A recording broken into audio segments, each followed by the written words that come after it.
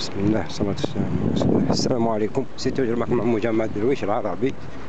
اليوم 16 ماي 2025، توجد من المدينة المنكوبة مدينة عين ليلى. هذا ميساج لكل المتابعين وكل الناس اللي راهي تشارك معنا في الحملة هذه تاع من أجل العدالة، من أجل أمين بيبي اللي هو ولدي. هذا تعريف بالحقيقة، يعني راح نحكيو القضية في دقيقة. يعني القضية وباختصار شديد هي تتعلق بتكوين، ماشي نقول بجريمة عصابة، اعتدت على عصابة مات فيها إنسان ربي يرحمه ويسعده. صارت القضية في عيد الأضحى 2021 جويلية 2021 في المدينة. صارت قضية هكا، ظهرت الناس كل كذا، جات الدولة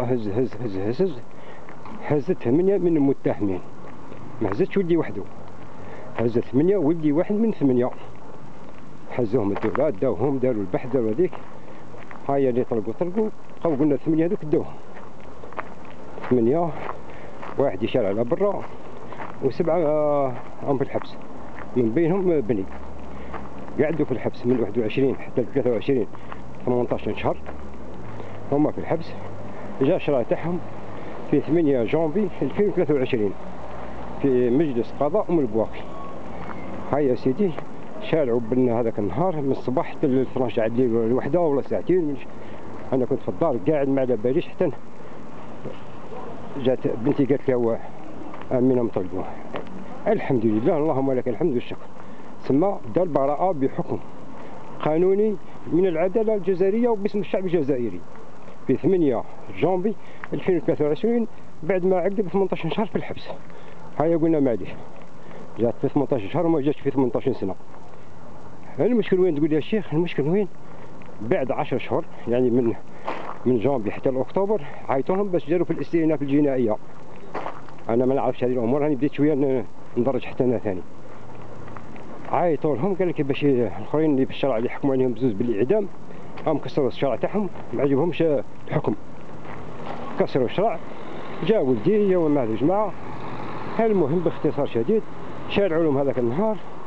هاد 20 سنه الطفل يروح، حتى انا جا بنتي بعد اللي قالت لي من 20 سنه. الله اكبر، واش لي 20 سنه؟ هم حكموا ب 20 سنه سجن منفذ مؤبد، مش منفذ. الله يبارك الله يبارك الله يبارك. هذه باختصار. انا واش راح ندير درك يا جماعه باش نكون واضحين؟ انا ماني حندخل في صراع لا مع الدوله لا مع العداله لا مع هذا لا مع هذا. انا 40 سنه وانا مخبي روحي. اذا كان السيد الرئيس كيحقروه خبروه 10 سنين، انا 40 سنه وانا مخبي روحي. 4 سنين ولدي في الحبس، ما كانش نهار درت فيديو ولا كتبت تعليق ولا ذيك، غير الدعاء وصبر. اليوم راهي لحقت كما يقول اخر القرشومه. ولذا انا عندي فرد ميساج، جماعه اللي يحب يتعاطف معنا بالتي يحسن بالقدر، مع كل احترام للدوله ومصالح الدوله وكلش، ماهوش خوفا ولكن احتراما. والحمد لله جزائري وافتخر كما يقول الاخر. تبقى القضيه بيناتنا برك، بيننا احنا الجزائريين. ما نحب قال الاخر نكفرها من كفرته. اذا ولدي وشفتو ثبتت باللي دار صح وراه مذنب، سيدي الرئيس عدموه وسلامه. انا بعد نجي نعدموه ماك حتى مشكل. ولكن ما دارش وعنده البراءه ومسنين فيها 3 ماجسترا و4 تاع المحلفين، واللي يجي 4 ولا 5 وكل سنه وباللي راهو بريء، ويجي من بعد قاضي ما فهمتش كيفاه يقول لك 20 سنه.